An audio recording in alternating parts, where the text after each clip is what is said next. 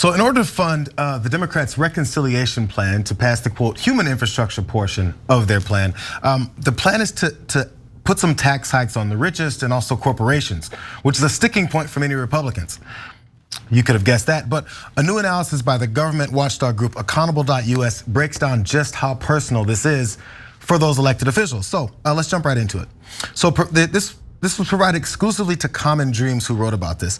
The report spotlights a total of 125 lawmakers who make up what Accountable.us dubs as the quote Republican millionaires caucus. It's a group characterized as hell-bent on preserving Trump-era tax cuts that overwhelmingly benefit the wealthiest individuals, including themselves. So Accountable.us goes on to say that they found that 2/3 of GOP senators and more than 40% of House Republicans are millionaires who stand to personally benefit from obstructing tax hikes on the wealthy proposed under the Senate Democrats' reconciliation package. So, and of course that package was proposed at $3.5 trillion. And congressional Republican folks are also mad about that price tag, and we've seen a couple of moderates that were also not on board. Democrats are not on board as well. But congressional Republicans have repeatedly made clear that they view any rollback of the Trump tax cuts, which slashed both the corporate tax rate and the top individual rate, as a red line that they're unwilling to cross. So as such, the GOP is expected to unanimously oppose the Democrats' sweeping reconciliation bill. So Mitch McConnell also spoke about that a little bit, how it's a non-starter. He said, in just a few days, our colleagues will start ramming through yet another reckless taxing and spending spree, is what he said. And he complained about that from the Senate floor. So one more piece on who Mitch McConnell is, in case you guys don't know, and why he may have a vested interest in this. Mitch McConnell, whose net worth is estimated to be around $34 million, is one of the Republican lawmakers that is highlighted in this Accountable.us analysis.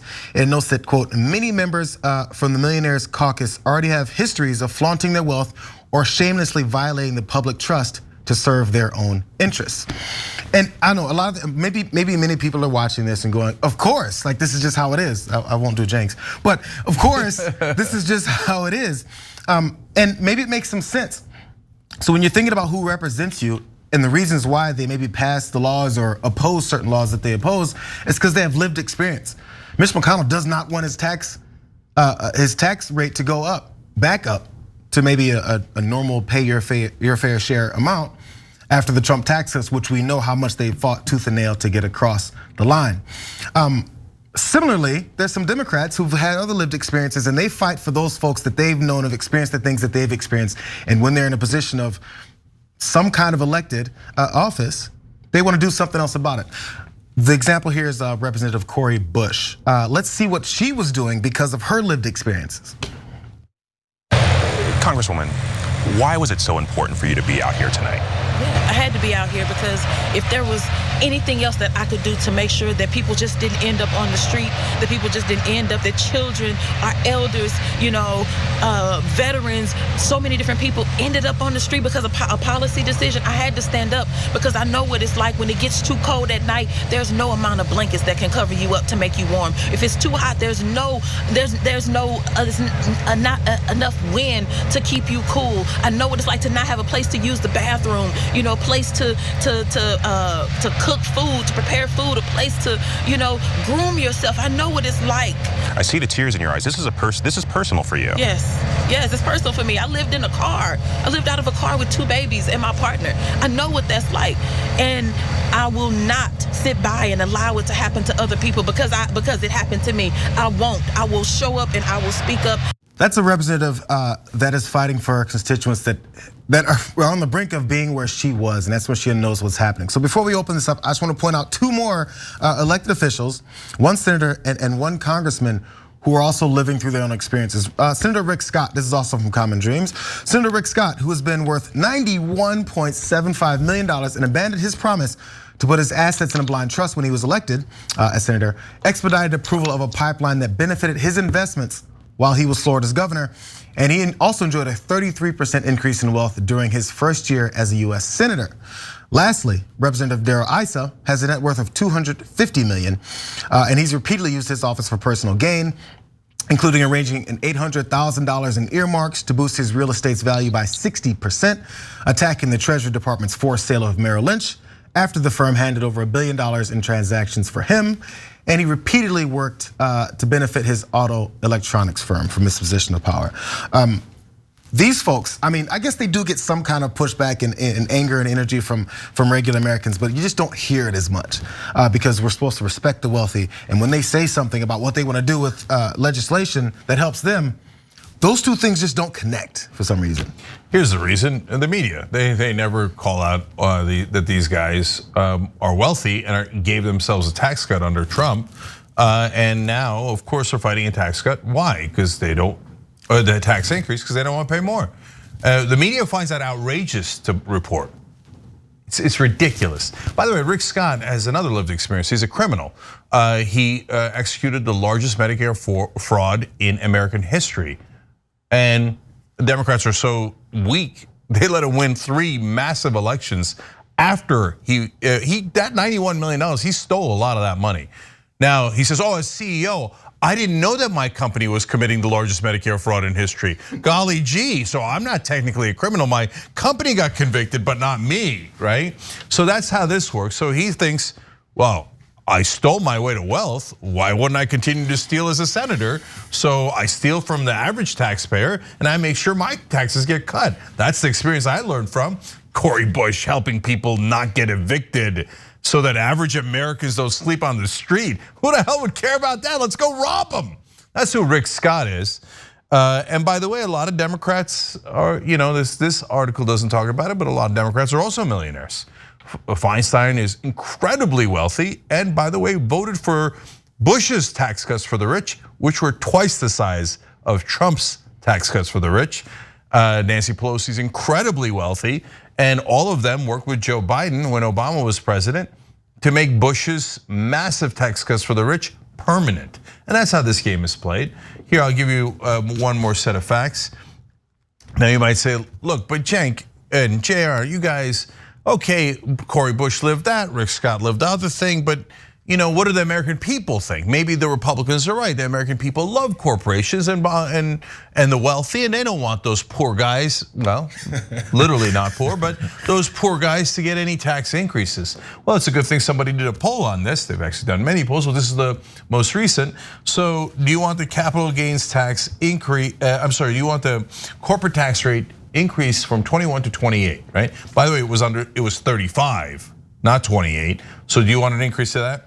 Yeah, that only wins by 38 points among Americans. That's 64 to 26. It even basically ties on with Republicans.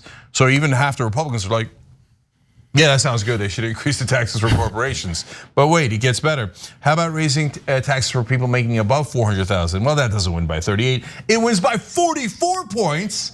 And that one has a plurality of Republicans going, yep, raise their taxes, do it right away. That is a 49 to 41 among Republicans saying, yes, for God's sake, raise taxes on the rich, right? And all the Republican senators go, our voters want it? Yeah, but they're not here, are they?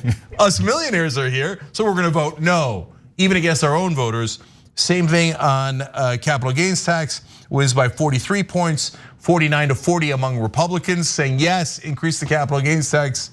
And finally, should we have IRS enforce the laws better against the wealthy so they actually pay their fair share? You're not gonna be surprised, wins by 44 points overall. And yes, a plurality of Republicans on that one as well. 48 to 38 Republican voters saying, for God's sake, make the rich pay their fair share.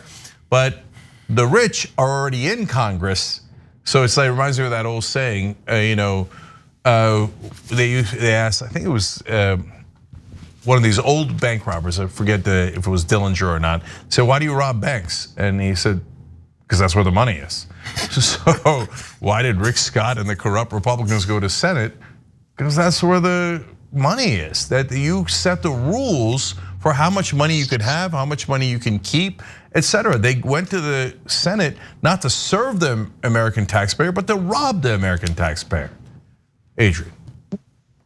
I find it absolutely astonishing how so many commoners, average folk like you and me, continue to vote these people into positions of power, knowing that they are so willing to steal, to set themselves up so that they are beneficiaries and that they continue to make money off of our backs.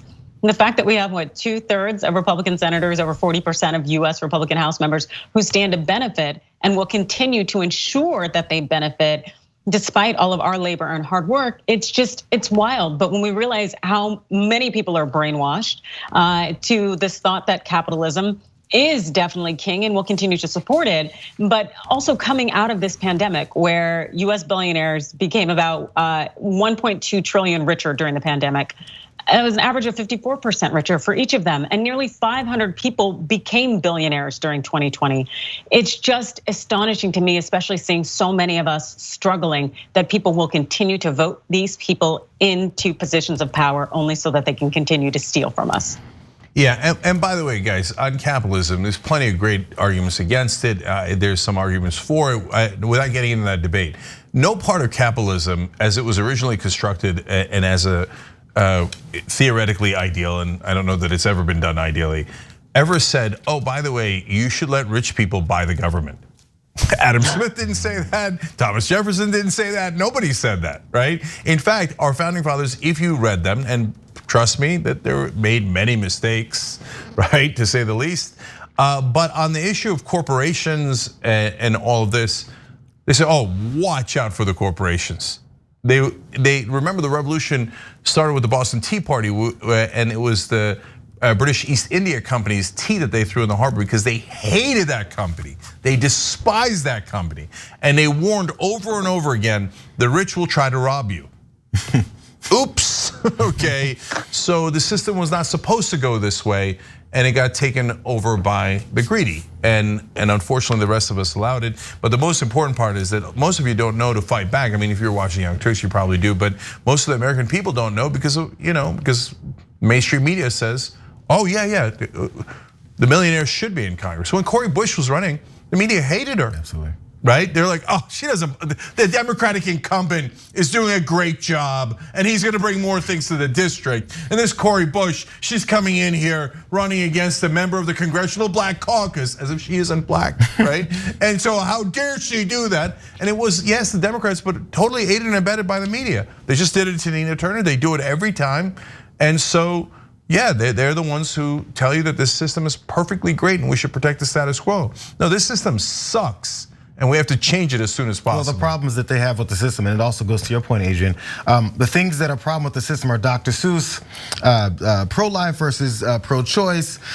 There's religion, LGBTQ, trans folks in bathrooms, girls on sports teams and who they deem that aren't girls, policing, guns, COVID, masks, and vaccines. These are the things that they're telling Americans that these are the important issues that they need to be fighting over while they're sitting up at the top collecting money. And in fact, making people fight over this and collecting money from these same arguments. Donald Trump is touring the country along with, not with him, but in the same way that Matt Gaetz and Marjorie Taylor Greene are all touring the country to get money off of these ridiculous issues that they have no care about. It's why when you ask them, if we're gonna talk about COVID and masks, so are you vaccinated? And then Marjorie Taylor Greene decides to say things like, oh, well, that's a violation of my HIPAA rights because they are vaccinated. But they can't let you in on that little secret because you might go, oh, you mean this is a non-issue? Okay, well, let's maybe talk about how much money you're stealing from me. And they never want you to get there. They're gonna keep you arguing amongst yourselves about these issues while they go and take the money. 100% right. Yeah, see how many stories you'll find in the mainstream media about economic populism, economic clashes, economic issues. You remember how the media was outraged that they took $15 minimum wage out of the COVID relief bill? Oh, right, I don't remember that either. Because that would have affected you. Go back to debating mass and LGBTQ issues, which by the way are important, but economic issues are also important. Yeah, I mean, I guess it could easily be misconstrued, meaning those aren't useful debates to have. The problem is the debates come from the constituents, or at least the followers of these politicians that tell them to start fighting over this. That there's a problem now. Yeah. The gays are coming for you. The black folks are coming for you. The immigrants are coming for you. It's just always something else that you have to divert your attention to while they go and take everything from you. 100%. I'll finish Jayar's analogy. As we are having a legitimate fight in front of the bank about things that matter, like racism, it's homophobia, etc. They went around the back of the bank and robbed the place blind while we were distracted. So we can have those fights. We should have those fights. But let's all focus for a second on the robbery so we could end that first.